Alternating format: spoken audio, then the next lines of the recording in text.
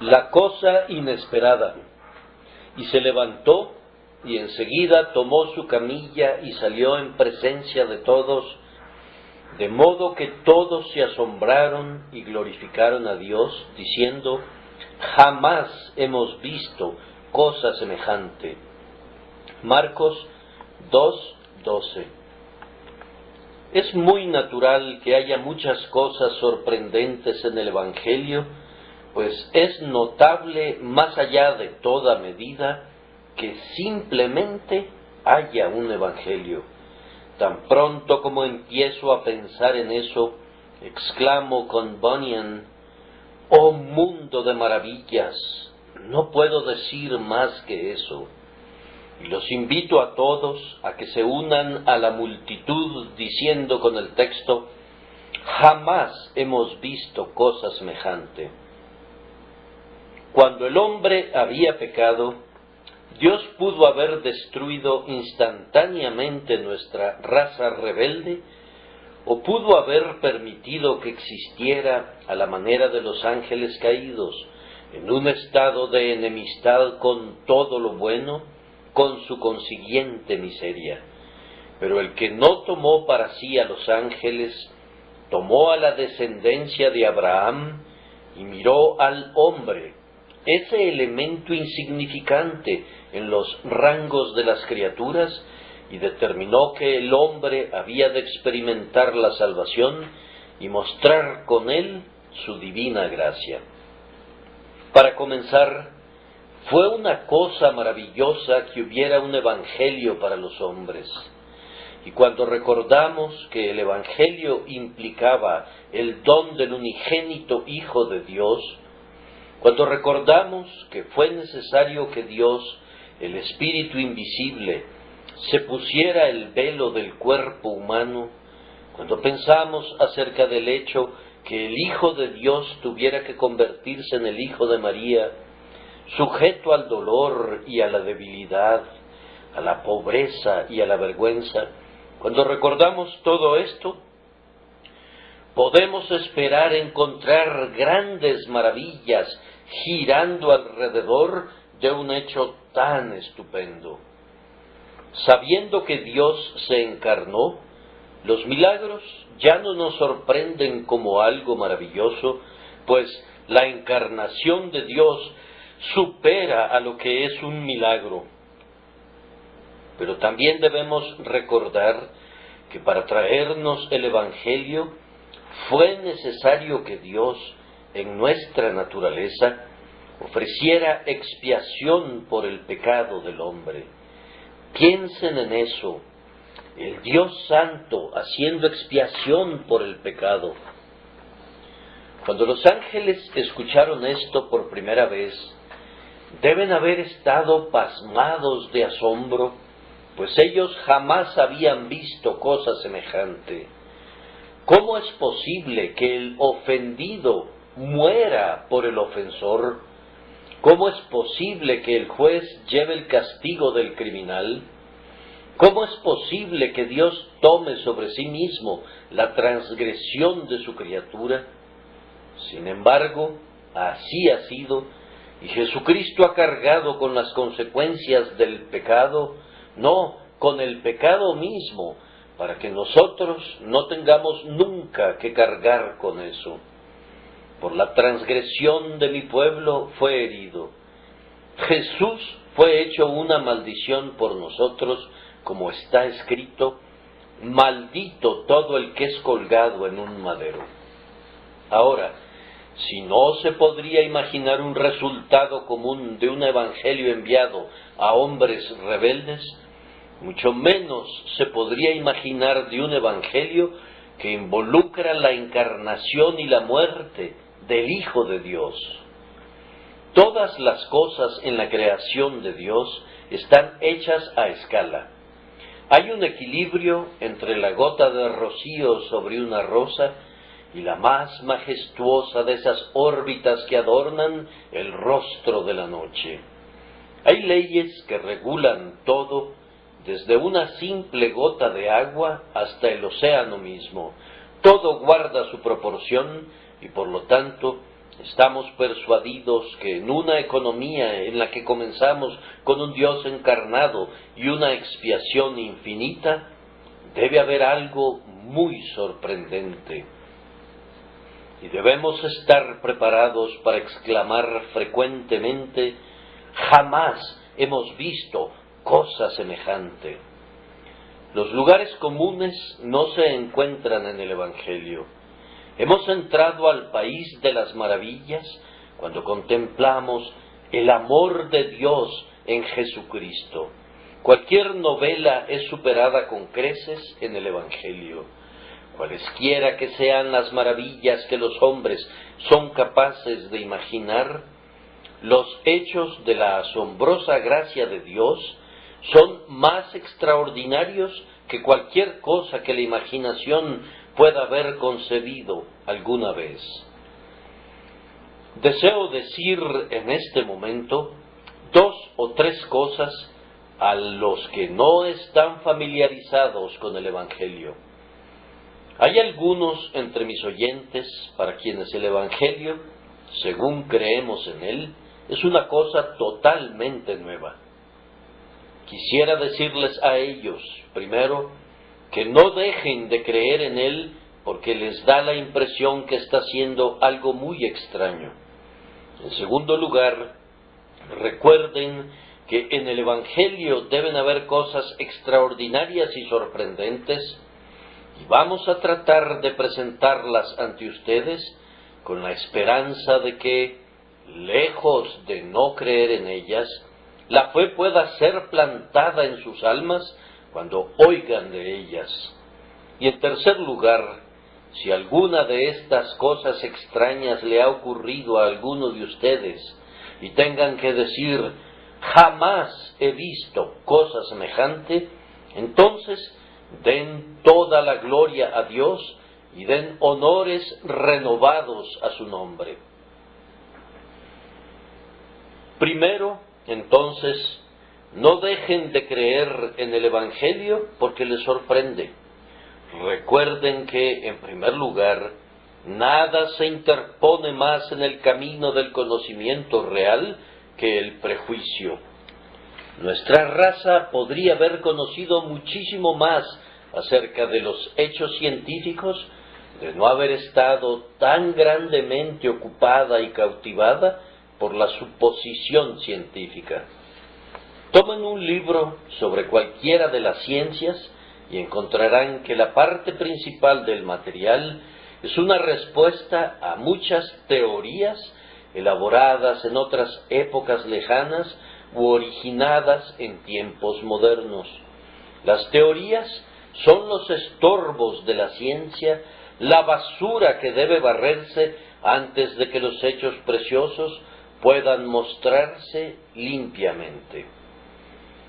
Si se van a dedicar al estudio de algún tema y se dicen a sí mismos: así es como debe configurarse este asunto, habiendo decidido de antemano cuáles deben ser los hechos, habrán colocado en su camino una dificultad más severa aún de las que pueda poner el propio tema. El prejuicio es la piedra de tropiezo para avanzar. Creer que sabemos antes de saber verdaderamente es impedir que hagamos verdaderos descubrimientos y que lleguemos al conocimiento correcto. Cuando un observador descubrió por primera vez que habían muchas manchas en el sol, hizo su reporte, pero fue llamado por su padre confesor y recriminado por haber reportado así. El sacerdote jesuita le dijo que había leído a Aristóteles en su totalidad varias veces y que no había encontrado en Aristóteles ninguna mención a las manchas del sol y por tanto no podían existir tales cosas. Y cuando el ofensor respondió que él había visto estas manchas a través del telescopio, el padre le respondió que no debía creer a sus ojos, que debería creerle a él, ya que sin duda si Aristóteles no había señalado esas manchas, éstas no podían existir y por tanto no debía creer en las manchas. Bien, hay algunas personas que escuchan el Evangelio con ese espíritu. Tienen una noción de lo que debe ser el Evangelio, una creencia muy firme y férrea, fabricada por ellos mismos, o que tal vez han heredado conjuntamente con el viejo cofre familiar, y por lo tanto no están preparados para oír con sencillez y así aprender. Tampoco buscan en las Escrituras para descubrir la mente del Espíritu de Dios, sino más bien para encontrar color para sus prejuicios. Es fácil mostrar algo a cualquier hombre si abre sus ojos, pero si los cierra y decide no ver, entonces la tarea es difícil. Pueden encender una vela con facilidad, pero no pueden hacerlo si hay sobre ella un apagador. Y hay personas que han apagado sus almas y las han cubierto con prejuicios. Actúan como jueces de lo que el Evangelio debe ser, y si se dice algo que no se adapta a sus nociones preconcebidas, de inmediato se ofenden. Esto es totalmente absurdo, y en un tema que concierne a nuestras almas, es algo más que ridículo. Es peligroso en grado sumo. Debemos venir a la predicación de la palabra de Dios orando: Señor, enséñame. Espíritu bendito, guíame a toda la verdad. Si me haces ver que una doctrina está contenida en tu palabra, dame la gracia de aceptarla, aunque escandalice a todos mis prejuicios. Aunque me parezca una cosa totalmente inesperada, si es claramente la palabra de Dios, quiero recibirla y gozarme en ella. Que Dios nos dé un espíritu así para que, cuando tengamos que decir en las palabras del versículo, jamás hemos visto cosa semejante, que sin embargo nuestros prejuicios no nos impidan aceptar la verdad de Dios. Recordemos, queridos amigos, que muchas cosas que sabemos, que son ciertas, no hubieran sido creídas por nuestros padres si les hubiesen sido reveladas. Siento la certeza moral que hubo muchas generaciones de ingleses que, si hubieran sido informados que los hombres viajarían a 80 o 100 kilómetros por hora sobre la superficie de la Tierra, propulsados no por caballos, sino por máquinas de vapor, hubieran sacudido sus cabezas y se hubieran reído hasta la burla de tal predicción. Aún hace poco tiempo, si alguien hubiera profetizado que íbamos a poder hablar a través del Atlántico en un solo instante y obtener una respuesta de inmediato a través de un cable colocado en el fondo del océano, nosotros mismos no lo hubiéramos imaginado posible. ¿Cómo puede ser posible? Sin embargo, estas cosas son hechos muy comunes cada día entre nosotros. Por tanto, debemos esperar que cuando se trata de algo más maravilloso que la creación y mucho más maravilloso que cualquiera de los inventos de los hombres, nos encontraremos con cosas que serán difíciles de creer. Debemos inclinar nuestra voluntad para tener un corazón y un alma disponibles para recibir la señal de la verdad de Dios y ejercitar constantemente una fe simple en lo que Dios revela. Es bien sabido que hay muchas cosas que son hechos indudables, pero que ciertas personas encuentran difíciles de creer. Hace algún tiempo, un misionero había dicho a su congregación que en los meses de invierno el agua en Inglaterra se hacía tan dura que un hombre podía caminar sobre ella. Los miembros de su congregación creían una buena parte de lo que les había dicho, pero no podían creer eso, y susurraban entre sí, diciendo que el misionero era un gran mentiroso. Uno de ellos fue a Inglaterra. Llegó con la plena convicción de que era de lo más ridículo suponer que alguien pudiera caminar sobre un río. Por fin vino la helada, el río se congeló y el misionero llevó a su amigo allí. El buen misionero se paró sobre el hielo, pero aún así no pudo convencer a su amigo que lo siguiera. No, le dijo, no puedo creerlo. Pero, amigo, si puedes verlo tú mismo, le dijo el misionero. Anímate, ven aquí. No, le contestó, nunca he visto eso. He vivido 50 años en mi propio país y nunca antes vi a alguien caminando sobre un río. Pero aquí estoy, haciéndolo en este momento, dijo el misionero. Anímate. Lo tomó de la mano y lo jaló vigorosamente hasta que el africano probó el agua congelada y comprobó que soportaba su peso. Así se comprobó como verdadero lo dicho, a pesar de que era contrario a la experiencia. Esa misma regla es válida en el caso del Evangelio. Entonces pueden esperar encontrar en él ciertas cosas que no hubieran creído verdaderas. Pero si algunos de nosotros las hemos comprobado como verdaderas y vivimos gozándolas cada día, no rehúsen con terquedad experimentarlas ustedes mismos. Si los tomamos de la mano con afecto diciendo, vengan a este río de vida, los puede sostener, pueden caminar con seguridad aquí. Lo estamos haciendo ahora y lo hemos hecho por años. No reaccionen ante nosotros como si fuéramos engañadores. Y no nos hagan a un lado con el absurdo argumento que el Evangelio no puede ser verdadero porque ustedes no lo han probado hasta este momento y por tanto no han experimentado su poder. Bien, mi querido amigo, es cierto a pesar de eso, de la misma manera que el hielo era un hecho, a pesar de que el amigo africano nunca lo había visto. Él descubrió que el hielo era una realidad cuando finalmente se aventuró sobre él.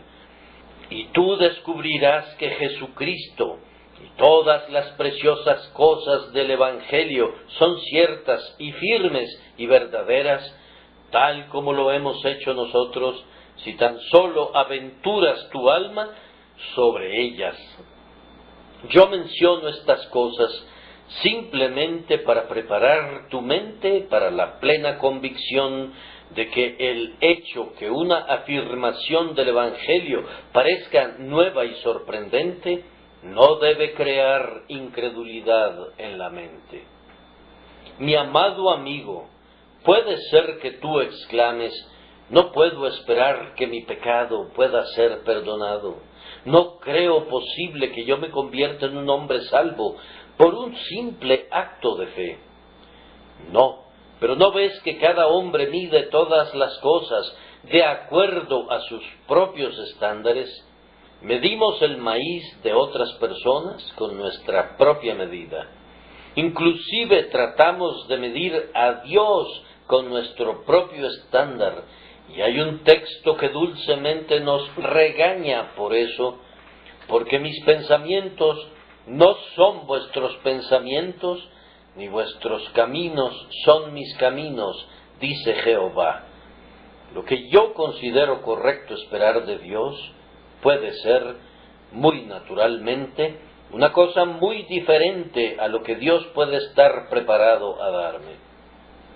Tal vez juzgo su comportamiento hacia mí según lo merezco, y si así lo hago, ¿qué puedo esperar? O tal vez juzgo su misericordia conforme a la mía, considerando que no puedo perdonar hasta 70 veces 7, que cuando soy provocado no puedo pasar por alto la transgresión. No encuentro en mi corazón gran capacidad de perdón, Y entonces concluyo que Dios es tan duro y tan renuente al perdón como yo lo soy. Pero no debemos juzgar así. Oh pecadores, ustedes no deben hacerlo así. Si anhelan una gran salvación, no deben sentarse y empezar a calcular a la deidad por pulgadas y medir el mérito de Cristo por metros y evaluar si Él puede hacer esto o puede hacer lo otro. Dios, ¿hay algo que Él no pueda hacer?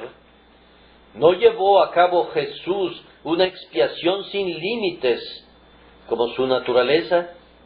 Entonces, ¿existe algún pecado que esa expiación no pueda limpiar? No juzgues al Señor de conformidad al juicio humano. Debes saber, oh hombre, que Él no es ningún riachuelo ni algún lago que tú puedes medir, cuya capacidad tú puedes calcular. Él es un mar sin fondo y sin orillas, y todos tus pensamientos se ahogan cuando intentas medirlo a Él.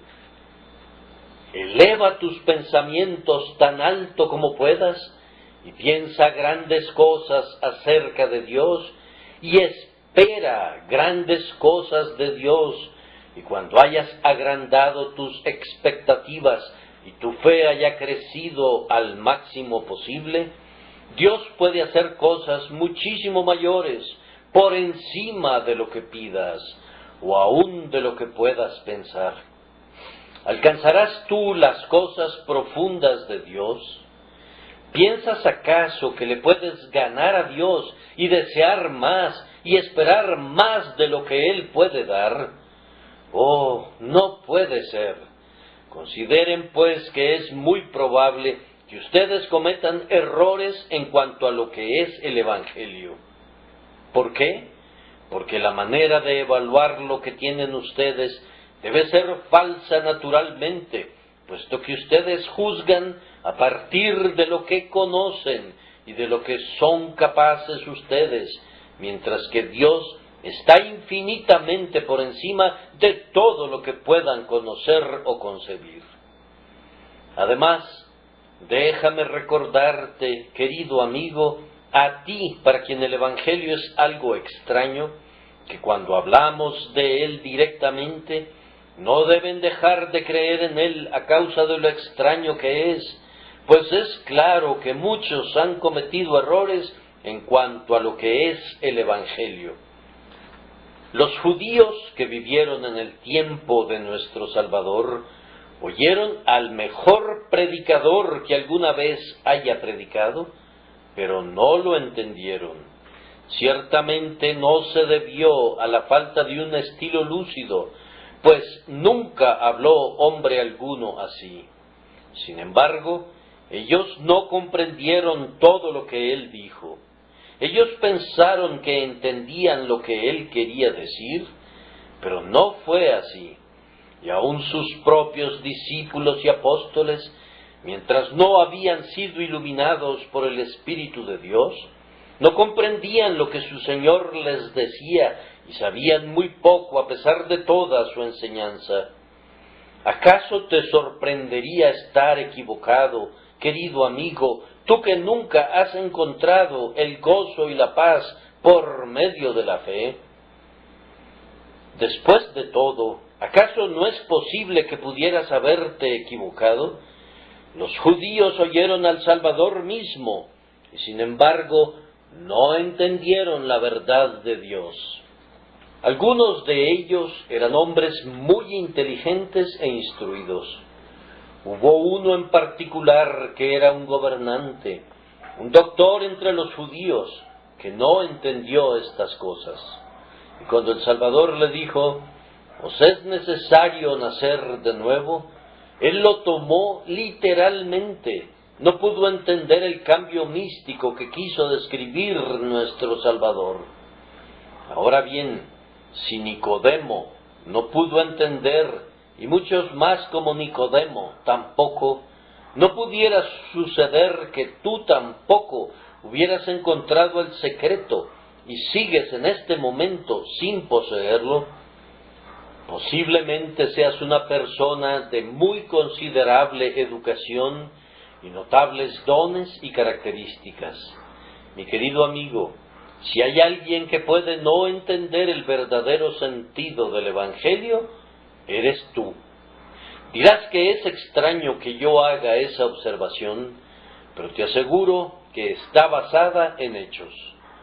Pues considerad, hermanos, vuestro llamamiento. No sois muchos sabios según la carne, ni muchos poderosos. No muchos de los sabios de este mundo conocen a Cristo.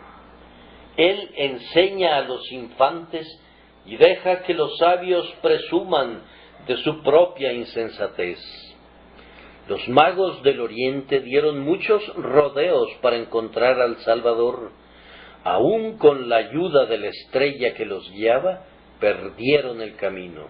Pero los humildes pastores de las llanuras de Belén, sin necesidad de ninguna estrella, fueron de inmediato al lugar donde Jesús se encontraba.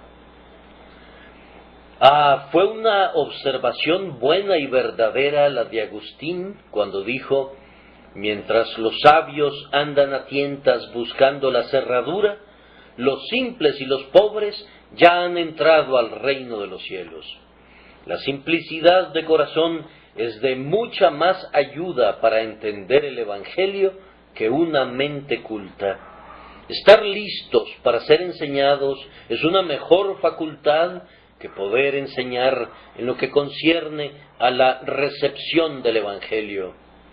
Ese título de teología puede ser un obstáculo en tu camino hacia el entendimiento del Dios divino. Y esa misma posición que has alcanzado en los estudios clásicos puede hacer que te resulte más difícil captar eso que el peregrino, aunque sea un tonto, conoce de memoria. Puesto que esto es así, no te estoy insultando cuando digo que tal vez, mi querido amigo, has estado hasta este momento trabajando bajo el error y por tanto, si en cualquier momento se te predica el Evangelio, es conveniente que lo escuches con atención y no lo rechaces porque parece ser nuevo. Un comentario más y pasaré al siguiente punto, y es este. La persona a la que me dirijo ahora, y creo que entre mis oyentes hay gente así, si es el hombre que pienso, debe confesar que la religión que ahora tiene no ha hecho mucho por él. ¿Piensas que conoces el Evangelio? A ver, dime, ¿acaso puedes morir por lo que conoces? ¿Podrías morir ahora, felizmente y lleno de contento con la esperanza que tienes? Si así fuera, le doy gracias a Dios y te felicito. ¿La fe que posees ha consolado tu corazón? ¿Sientes y reconoces como un hecho que tus pecados te han sido perdonados? ¿Consideras que Dios es tu Padre? ¿Tienes el hábito de hablar con Él como un hijo habla con su padre, confiando en Él y diciéndole todas tus preocupaciones y problemas? Si es así, mi querido amigo, me gozo juntamente contigo. Pero a menos que tu religión sea la de Jesucristo, sé que no has encontrado tal paz. Lo que se conoce como religión puede tener muchas formas, muchas formas, pero todas se resumen en esto.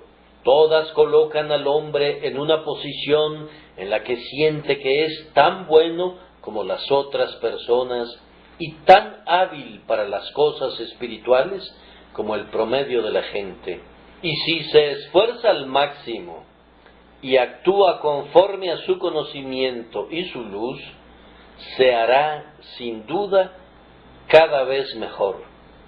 Y tal vez, cuando esté a punto de morir, posiblemente con la ayuda de un religioso o de un sacerdote, tal vez, por medio de una notable experiencia que pueda vivir mediante el uso de los sacramentos, puede alcanzar el cielo. Los creyentes en la religión general de la humanidad están en un camino que deben seguir, y si continúan en él con esfuerzo y cuidado, posiblemente puedan salvarse a sí mismos con la ayuda de la gracia del Señor Jesucristo. Ellos normalmente agregan esto último para hacer que su justicia propia parezca un poco más respetable. Pues bien, digo con toda deliberación, como bajo la mirada de Dios, que una religión así no vale un centavo. La religión del Señor Jesucristo da al hombre un perdón completo, pleno, libre e irreversible de todos sus pecados de manera inmediata, conjuntamente con el cambio de su naturaleza, la implantación de una nueva vida y su adopción a la familia de Dios. Y le da todas estas cosas de tal manera que Él sabe que las tiene, goza de manera consciente de ellas y vive en el poder y en el espíritu de ellas, sirviendo humildemente al Señor que ha hecho tan grandes maravillas para Él. Esta es la religión de Cristo, y sobre esto hablaremos ahora de manera más completa, mientras mencionamos algunas cosas que conducen a los hombres a decir: jamás hemos visto cosa semejante. Nuestro segundo punto es que hay cosas muy extraordinarias y sorprendentes en el Evangelio. Mencionemos algunas de ellas. Una es que el Evangelio debe llegar a las personas que considera incapaces. En la narración que estamos considerando, lo maravilloso es que el Señor trató con una persona lisiada y paralítica a tal grado que no podía arrastrarse ante la presencia de Cristo, sino que tuvo que ser llevado por 4 amigos. Mírenlo, es un incapaz incurable. Todo lo que puede hacer es estar en esa cama donde la amabilidad de sus amigos lo ha colocado, y allí debe permanecer.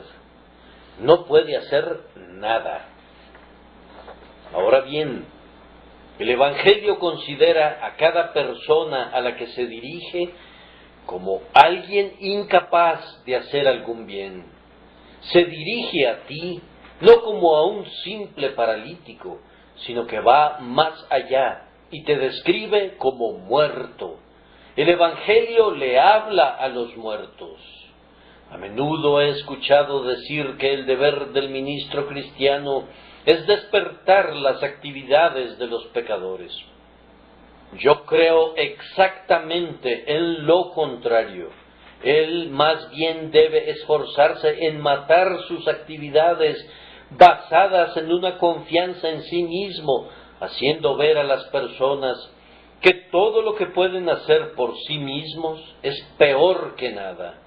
No pueden hacer nada, pues ¿cómo pueden moverse los muertos en sus tumbas?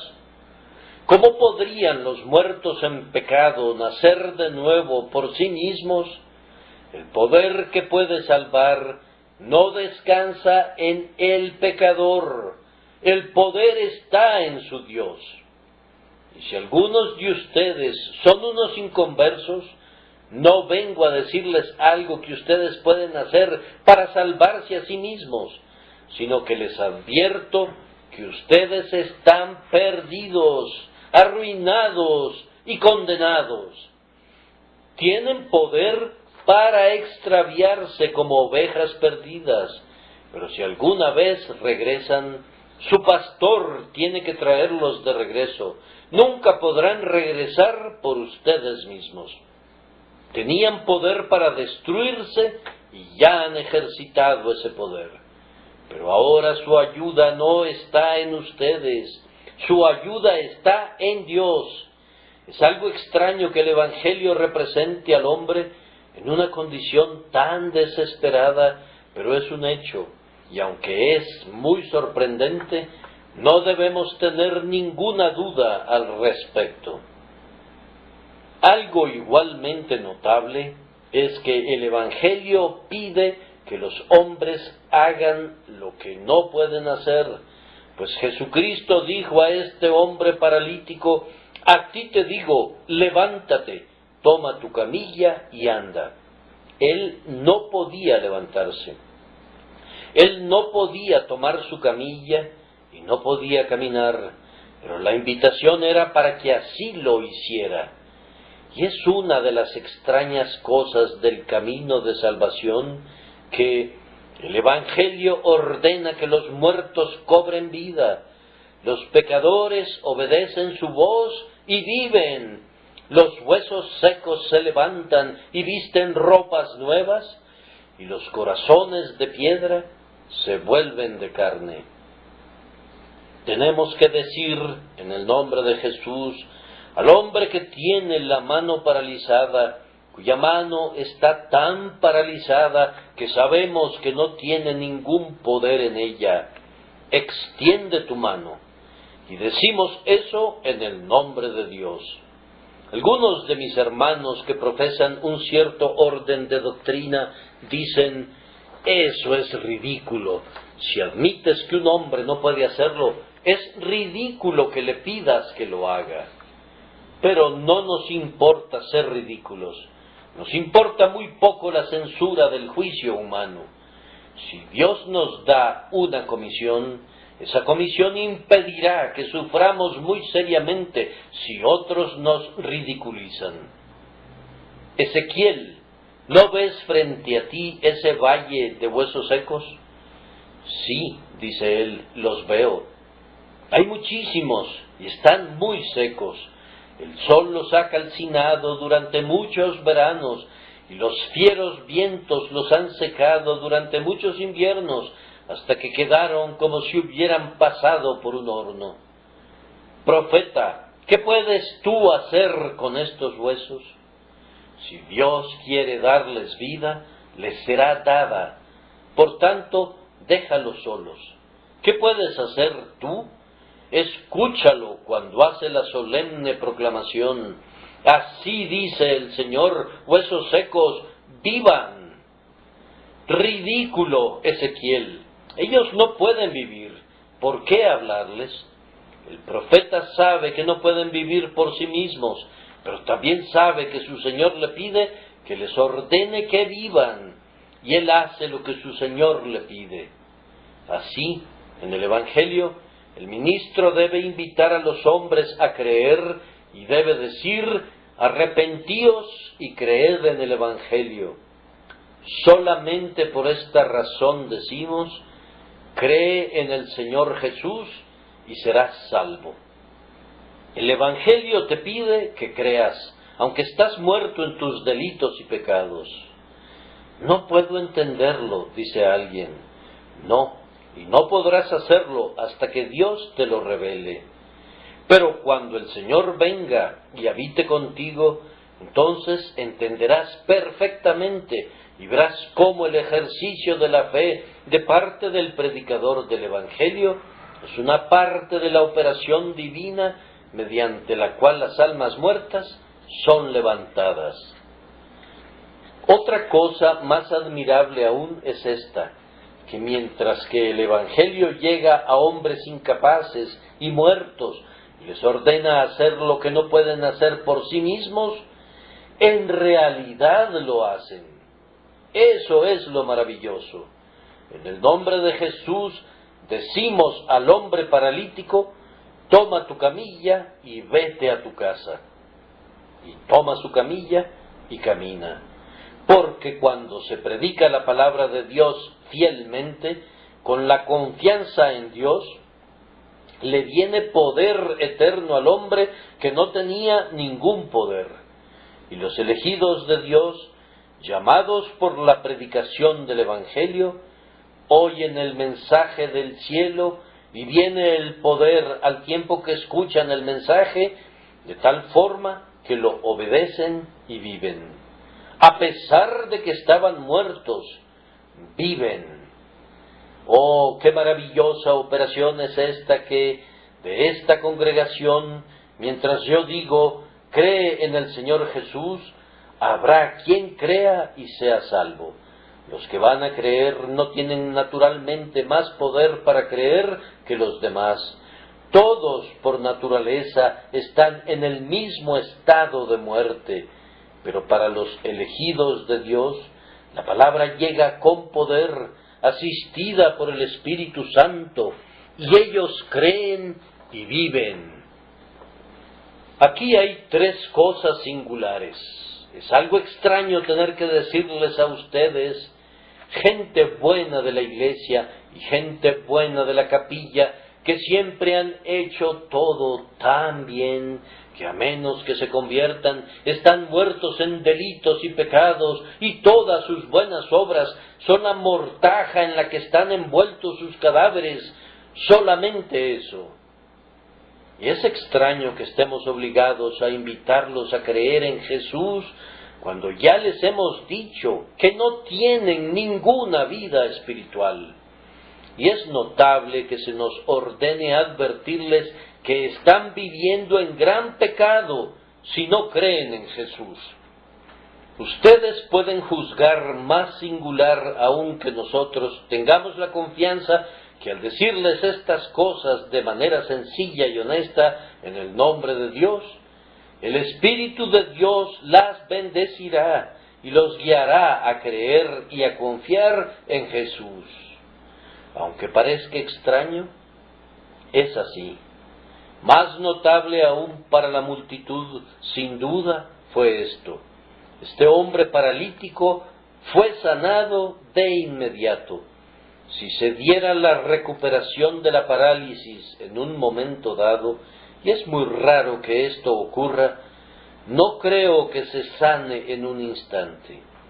Este hombre es incapaz de mover la mano o el pie, pero Jesús le dice, toma tu camilla y anda, y se levanta como si nunca hubiese estado paralizado. Cada ligamento está en su lugar, cada músculo está listo para la acción en un momento.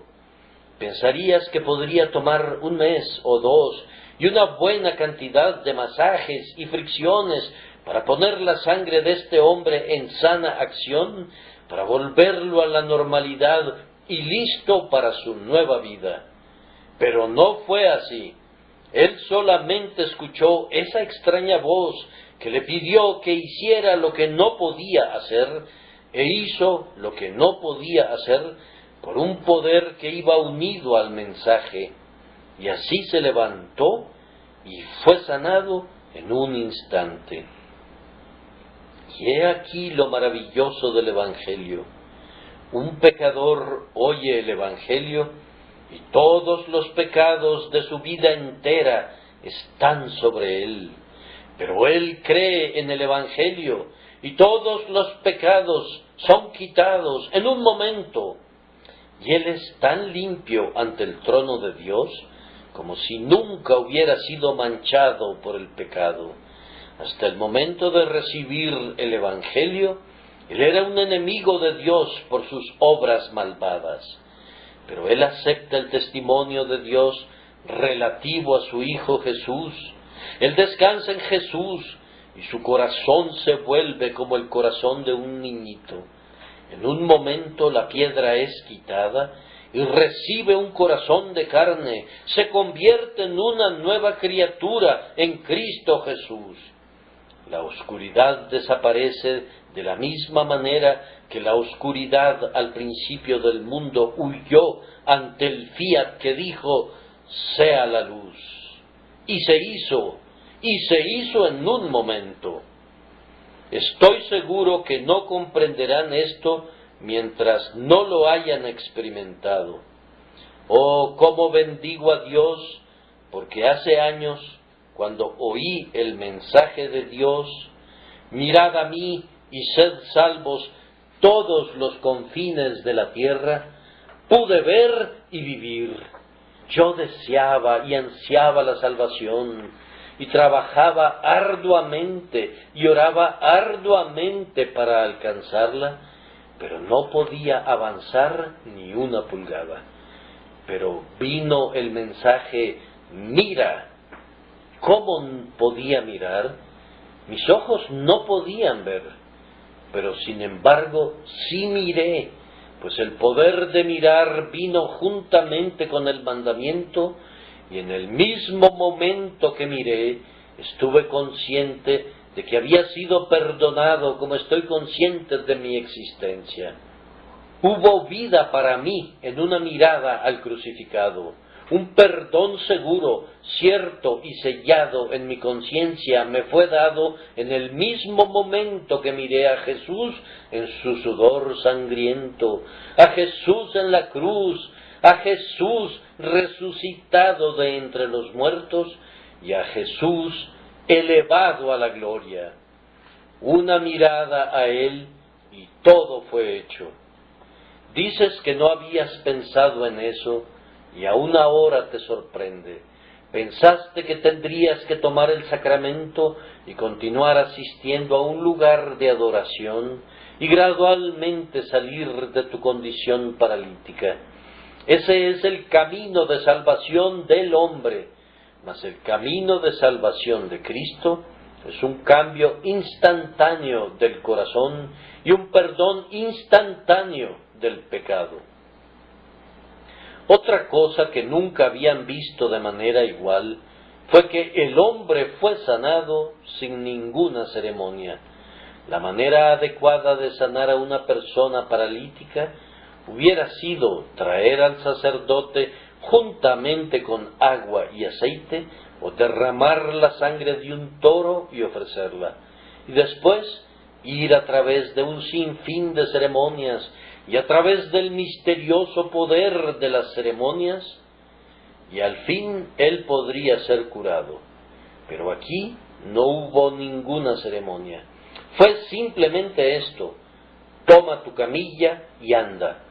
El hombre, aunque no puede tomar su camilla y andar, cree que aquel que le ordenó hacerlo le dará poder para hacerlo, y toma su camilla y anda. Y ahí está la respuesta de todo. Él cree y actúa de acuerdo a esa fe y es restaurado. Y en eso consiste todo el plan de salvación. Tú crees en el Evangelio y actúas de acuerdo a su verdad y eres salvo. Salvo en el momento en que aceptas el testimonio de Dios relativo a su Hijo Jesucristo.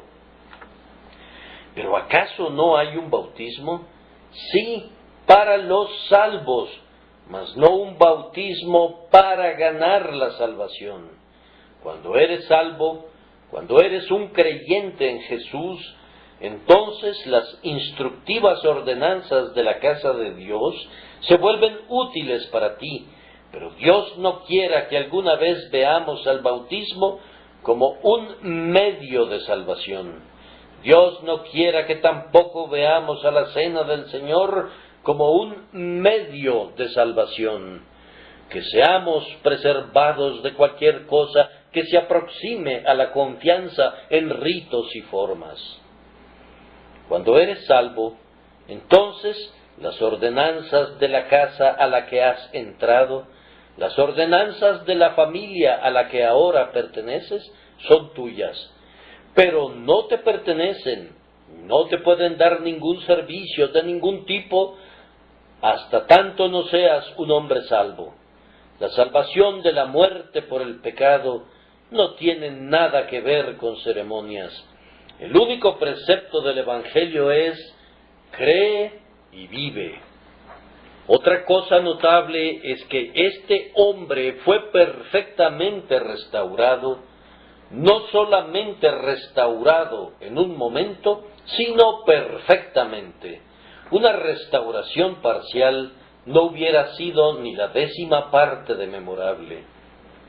He tenido algunos queridos amigos parcialmente paralíticos que, durante un tiempo, en la buena providencia de Dios, se han recuperado de alguna manera, pero ha permanecido una cierta deformación de la boca, o una debilidad en los ojos, o una falta de fuerza en la mano, como prueba de que la parálisis estuvo allí. Pero este hombre estaba perfectamente sano de manera inmediata. La gloria de la salvación es que el que crea en el Señor Jesús es perdonado completamente. No es solamente una parte de su pecado la que es borrada, sino todo su pecado. Me gozo al mirar esto como Kent lo hace cuando canta: aquí hay perdón para las transgresiones pasadas, sin importar cuán negras sean. Y oh alma mía, maravillada, mira que para los pecados venideros hay perdón también. Estamos sumergidos en la fuente de la sangre redentora y limpiados de cualquier temor de ser encontrados culpables alguna vez ante el Dios viviente. Somos aceptados en el amado por medio de la justicia de Jesucristo, justificados de una vez y para siempre, eternamente, ante la presencia del Padre. Cristo dijo: consumado es, y ha sido consumado. Y ¡oh, qué bendición es esta! Es una cosa que bien puede asustar a los que no la han escuchado antes, pero no la rechacen porque los asusta. Más bien digan: este maravilloso sistema que salva, y salva completamente, en un instante, simplemente por mirar fuera de uno mismo hacia Cristo, es un sistema digno de la sabiduría divina, pues engrandece la gracia de Dios y resuelve las necesidades más profundas del hombre. Otra cosa sin duda los asombraba relativo a este hombre, que su curación era evidente. No había ningún engaño involucrado, pues enrolló el colchón sobre el que había estado acostado, lo puso a sus espaldas y se fue a casa con él. No había ninguna duda que había sido perfectamente restaurado, pues iba con su carga al hombro. Y ahí está lo glorioso, cuando un hombre cree en Jesucristo, en que no hay duda acerca de su conversión, se ve en sus acciones. Me dicen que un niño nace de nuevo en el bautismo. Muy bien, déjenme ver al niño. ¿Hay algo diferente en él? Tal vez algunos de ustedes han tenido niños nacidos de nuevo de la manera sacramental. No sucedió así con los míos. Por lo tanto, no puedo hablar por experiencia. Me pregunto si los niños de ustedes han resultado mejores que los míos. Me pregunto si la regeneración por agua ha hecho alguna diferencia. Estoy persuadido de que no pueden pretender haber visto algún resultado. Es un tipo de regeneración que no se muestra a sí misma en la vida y que ciertamente no produce ningún resultado, pues estos preciosos bebés regenerados y niños y niñas regenerados son exactamente iguales a los niños y niñas no regenerados. No hay nada que los distinga.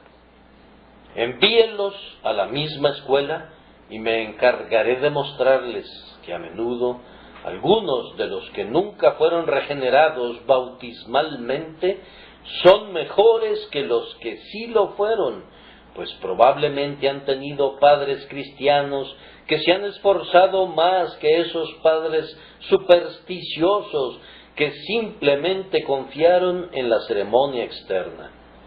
Ahora, esa regeneración que no produce ningún efecto no es nada, es menos que nada.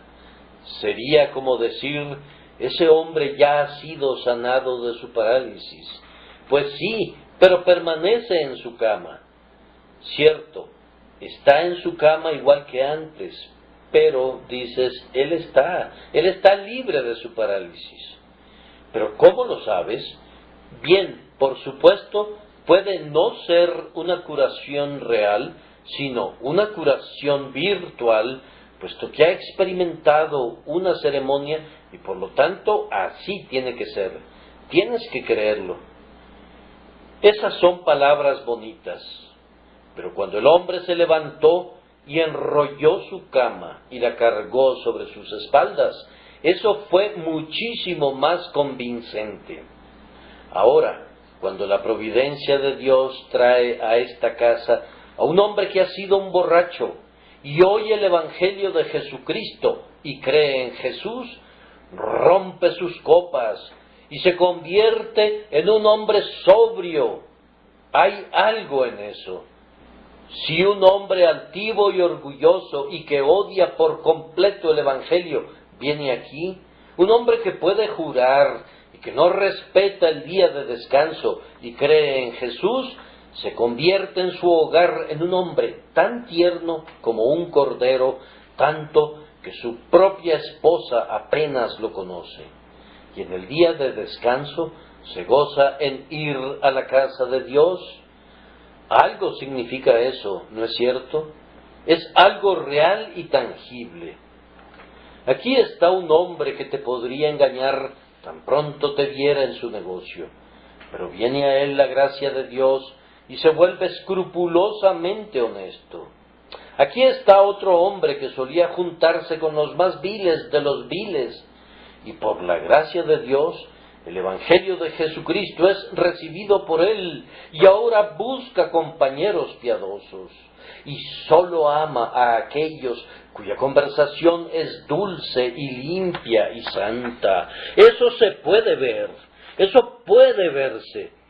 Y ese es el tipo de salvación que necesitamos en estos días, una salvación que pueda verse, que haga que el pecador paralítico enrolle su camilla y la cargue, que lo haga vencedor de los hábitos depravados, que lo libere de la esclavitud de sus pecados y que se manifieste exteriormente a todos los que quieran mirarlo.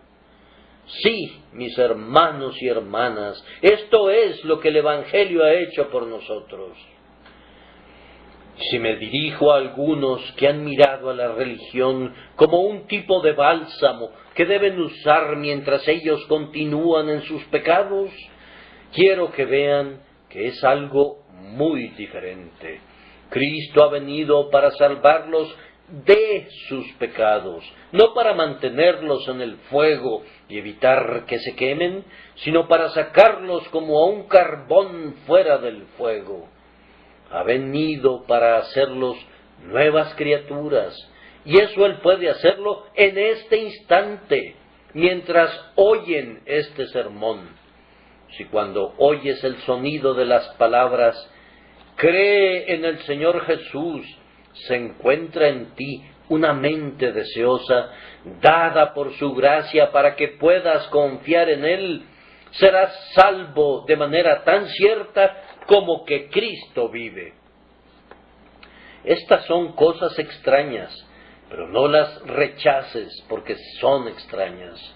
Son cosas dignas de un Dios. Por lo tanto, para terminar, si te has encontrado alguna vez con alguna de estas cosas y has tenido que decir, jamás hemos visto cosa semejante, entonces ve y glorifica a Dios. Engrandécelo a Él desde lo más profundo de tu alma. Si la salvación fuera por obras y pudiéramos abrir nuestro propio camino al cielo por nuestros propios méritos, yo sería el primero al llegar allá en lanzar al aire mi sombrero diciendo, muy bien hecho, he merecido algo y lo he recibido. Pero puesto que la salvación es por gracia desde el principio hasta el fin, y no por el hombre, ni a causa de él, ni de la voluntad de la carne, ni de sangre, ni de nacimiento, pues es el Señor el que la comienza, la lleva a cabo y la termina, démosle toda la gloria a Él. Si alguna vez nos da, como en efecto nos va a dar, una corona de vida que no se desgasta, iremos y la arrojaremos a sus pies y diremos, no a nosotros, oh Jehová, no a nosotros, sino a tu nombre da gloria. Vivamos en este espíritu, queridos amigos. El hombre que cree en las doctrinas de la gracia y que sin embargo tiene una alta opinión de sí mismo, es altamente inconsistente. Un hombre que cree que la salvación es solamente por gracia y que, sin embargo, no glorifica a Dios continuamente, actúa en contra de sus propias convicciones. Engrandeced a Jehová conmigo, ensalcemos juntos su nombre. Nos sacó del horrible pozo y del fango que nos aprisionaba, y puso nuestro pie sobre una roca y estableció nuestros caminos. Puso un cántico nuevo en nuestras bocas y también alabanza para siempre. Alabado sea Él, pues Él lo ha hecho y Él debe ser exaltado. Oh, ustedes que no conocen esta salvación, ustedes no pueden alabarlo. Yo no los exhorto para que lo hagan, pero antes que nada, ustedes pueden conocer esta salvación por ustedes mismos. Ustedes pueden conocerla. Bendito sea Dios.